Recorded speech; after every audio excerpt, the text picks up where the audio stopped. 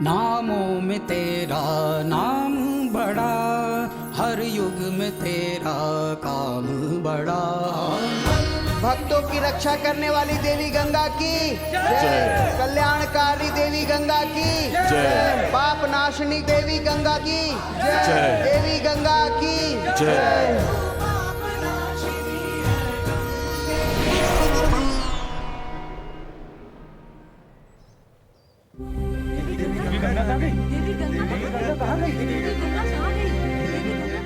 हमारे हृदय में पुण्य का संचार करने वाली देवी गंगा कहाँ चली गई? देवी गंगा ने हमें धर्म का मार्ग दिखा दिया है। अब हमें केवल उसी मार्ग पर चलना है। आप सत्य कह रहे हैं पुजारी जी। ग्रामवासियों, ये भक्ति की नदी देवी गंगा की प्रतीक है। आज से हम इसे विष्णु गंगा के नाम से पुकारेंगे और सदा के लिए इसी जल से हम भगवान विष्णु के पैर पखारकर उनकी आराधना करेंगे। बोलो धर्म द्रव्य देवी गंगा की जय। बोलो नदी विष्णु गंगा की जय।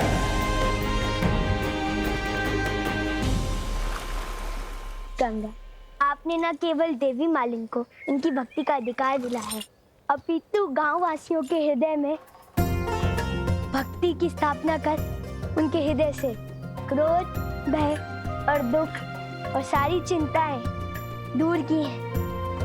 किंतु ये सब हम तुम्हारी सहायता के बिना नहीं कर पाते।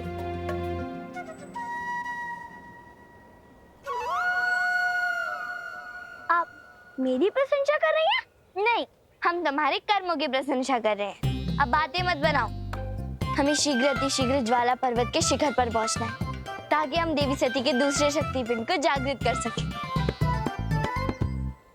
धार का सुर एक बार असफल हो चुका है, अब वो अवश्य ही कोई ना कोई बड़ी योजना बना रहा होगा।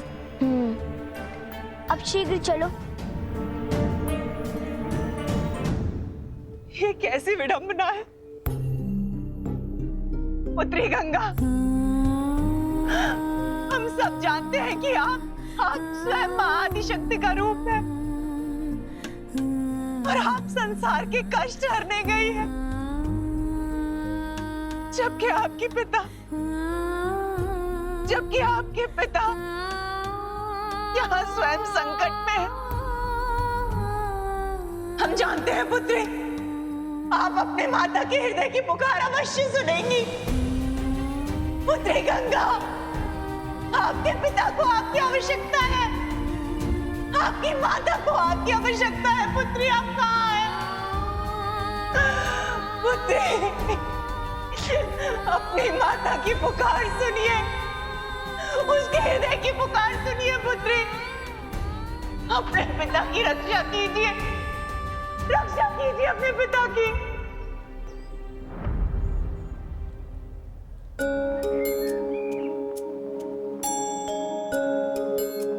गंगा, क्या हुआ? तुम अकस्मात क्यों रुक गई? ऐसा प्रतीत होता है जैसे माते हमें पुकार रही हो। अवश्य ही आप महारानी को स्मरण कर रही होंगी। नहीं नीलकंठ, जब हम माता पिता को स्मरण करते हैं तो हमें प्रसन्नता होती है, चिंता नहीं। किंतु ये चिंता, हमारा मन कहता है माते किसी संकट में है, हमें शीघ्र अतिशीघ्र हिमालय पहुंचना होगा। किंतु हम राज्य से इतने दूर हैं, हम इतनी शीघ्र हिमालय कैसे पहुंचेंगे? मेरे वाहन के द्वारा। सिंगराज!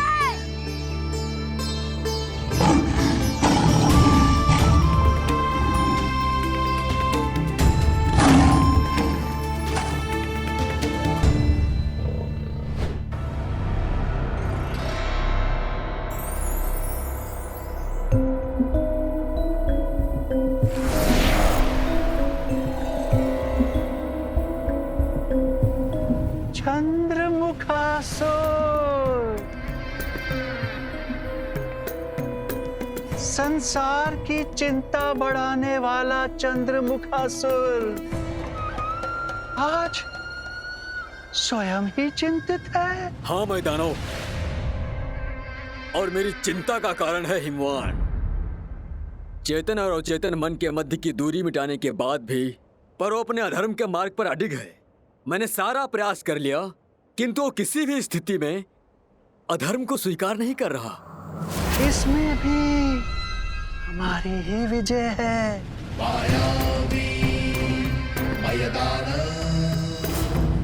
क्योंकि यदि धर्म के मार्ग पर चलते हुए हिमवान को मृत्यु प्राप्त होती है तो ये संसार के लिए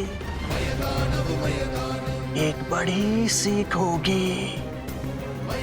हिमवान की मृत्यु से लोगों को ये पता चल जाएगा कि धर्म के मार्ग पर चलने वालों को भार में केवल मृत्यु प्राप्त होती है।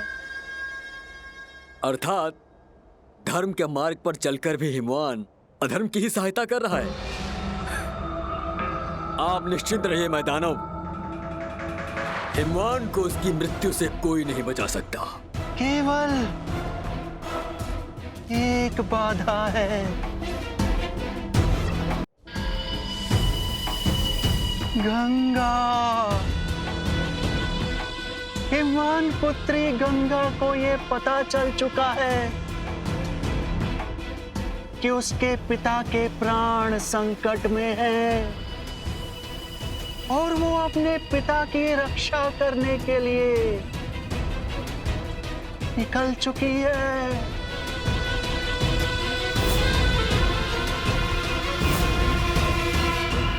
ये देखो,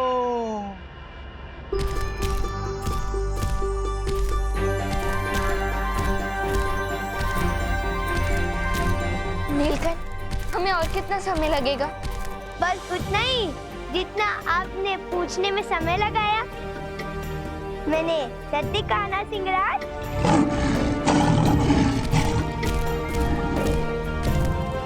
सिंहराज तो हमारी सोच से भी तीव्र निकला।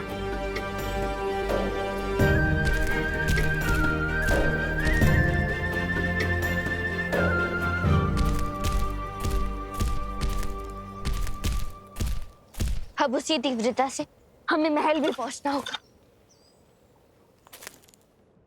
मैदानव, चंद्रमुखासुर की माया को भेदना किसी के लिए भी संभव नहीं है, चाहे वो स्वयं गंगा ही क्यों ना हो। आप निश्चिंत रहिए मैदानव, गंगा और नीलकंठ मिलकर भी हिमवान की मृत्यु को नहीं रोक सकते।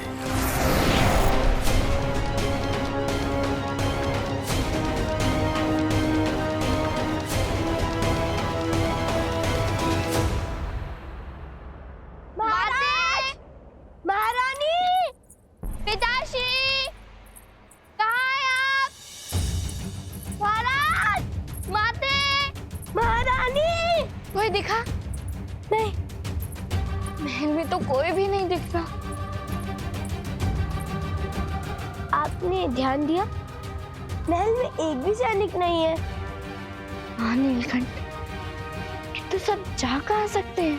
वो तो तभी पता लगेगा जब कोई बताने वाला होगा।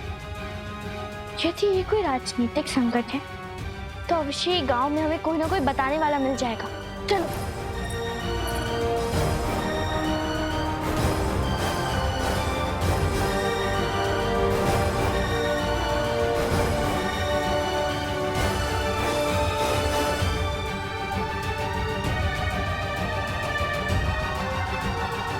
तो कोई भी नहीं है, तो सब गए कहाँ?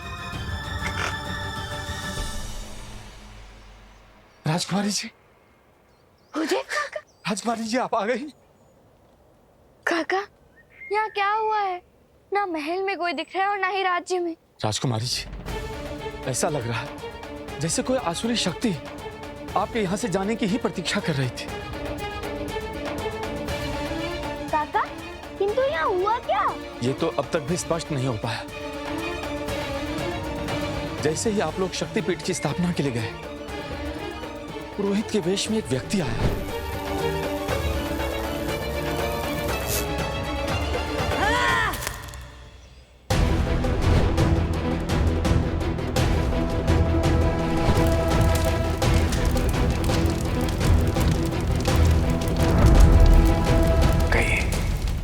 दे सकते हैं हम आपको दान में। यदि आप मुझे कुछ देना ही चाहते हैं तो मेरे बाहर भर का दान दे दीजिए।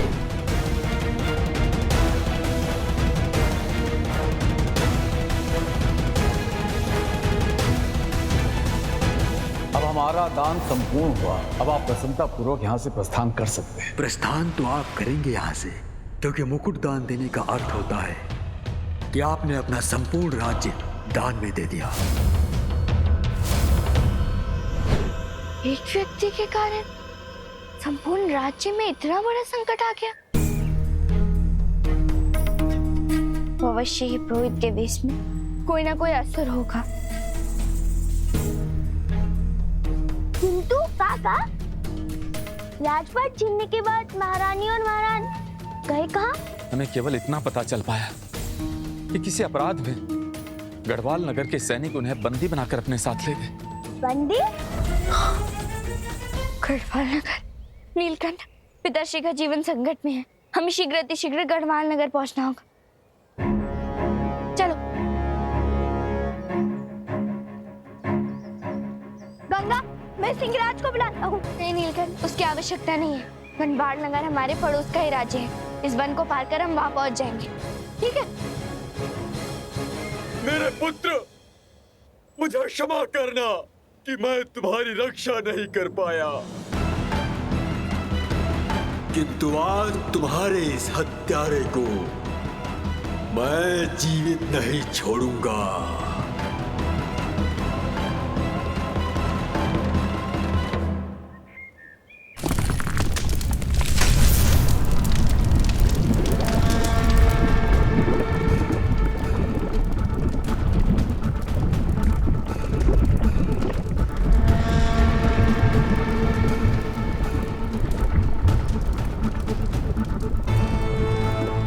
शांत और शीतल बल में अकस्मात ये ज्वालामुखी कहां से फूट पड़ा? गंगा, ये कोई ज्वालामुखी नहीं है। ध्यान से देखो, यह लावा हमारे समीप आता जा रहा है और हम चारों ओर से गिरते जा रहे हैं। किंतु ऐसा कौन कर सकता है? कौन कर सकता है हमें रोकने का प्रयास? चंद्रमुखासुर।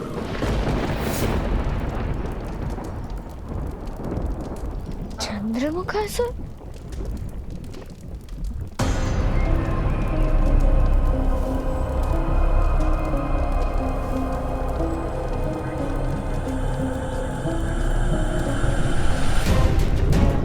हाँ गंगा, मैं ही हूँ वो चंद्रमुखासुर, जिसने तुम्हारे राज्य के सभी लोगों के चेतन और अचेतन मन का भेद मिटा दिया।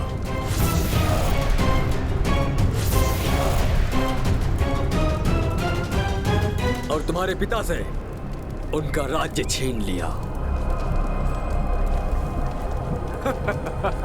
तुमने उनसे उनका राज्य नहीं छीना, अपितु भिक्षा में लिया है।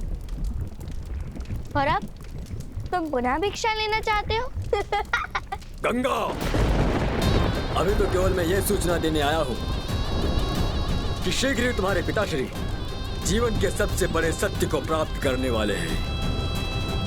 जीवन का सबसे बड़ा सत्य, समझती हो ना? मृत्यु।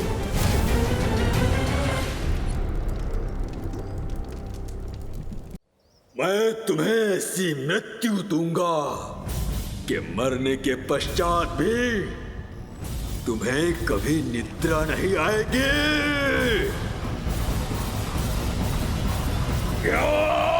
ठहरिए महाराज।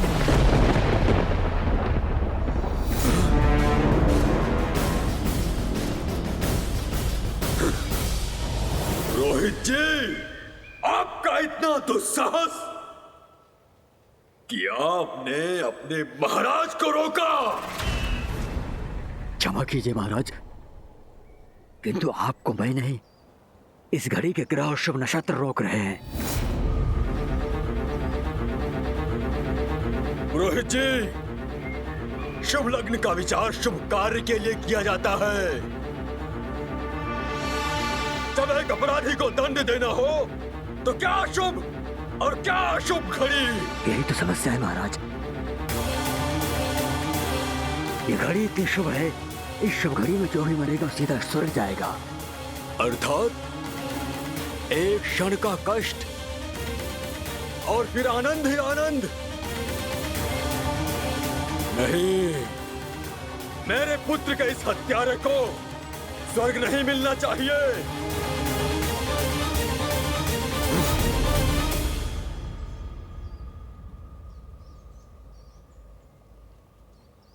इसे तो मैं ऐसी मृत्यु दूंगा, ये जन्म जन्मांतर तक नरक की अग्नि में जलेगा। मैं भी यही चाह रहा हूं महाराज। मुझे कुछ समय दीजिए, मैं गणना करके ऐसी ही अशुभ घड़ी निकालता हूं।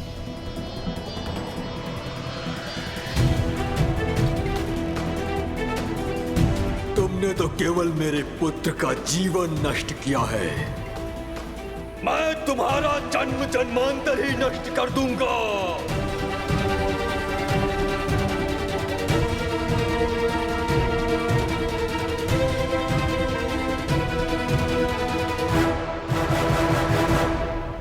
पुरोहित जी, एक असत्य बोलकर आपने एक निर्दोष व्यक्ति के जीवन की रक्षा की है। मैं आपकी अत्यंत आभारी हूँ। महारानी जी, अभी के लिए संकट टल गया है।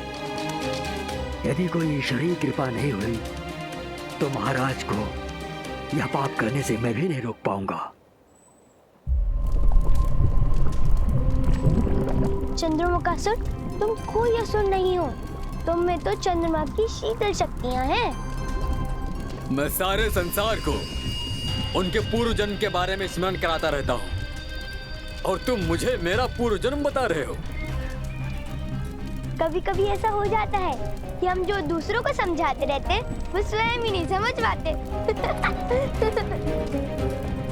मेरे पास समझने के लिए तो समय ही समय है, किंतु तुम दोनों जिस संकट में घिरे हो, तुम्हारे पास समय थोड़ा कम है।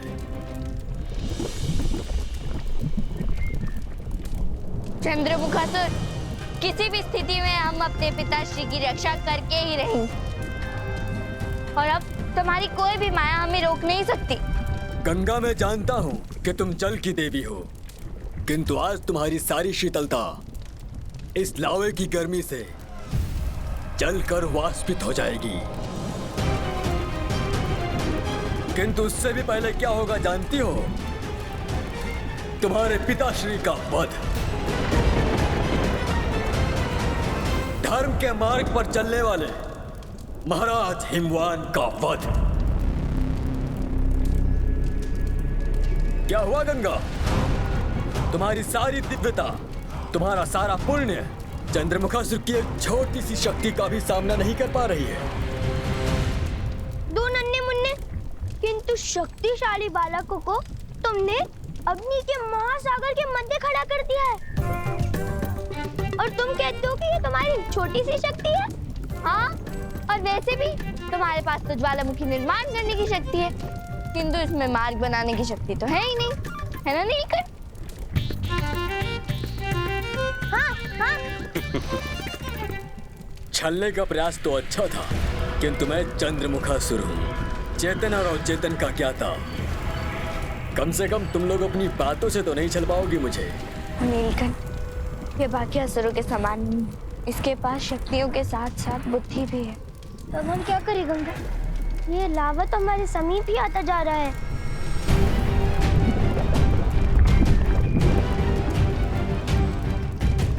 नीलकंठ, समस्या ये लावा नहीं, अपितु लावा का निर्माण करने वाला ये चंद्रमुखासुर है।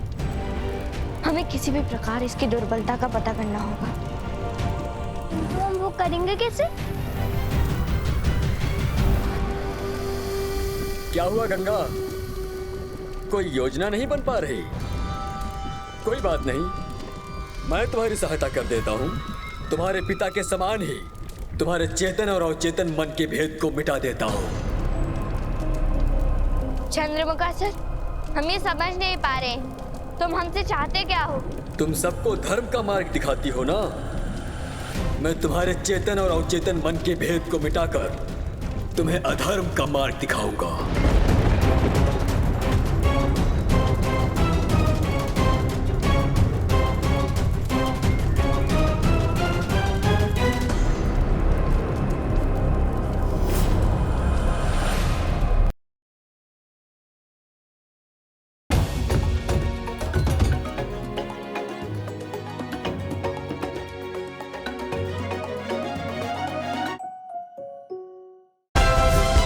like, share, subscribe and click on the bell icon to never miss an update from Ishara.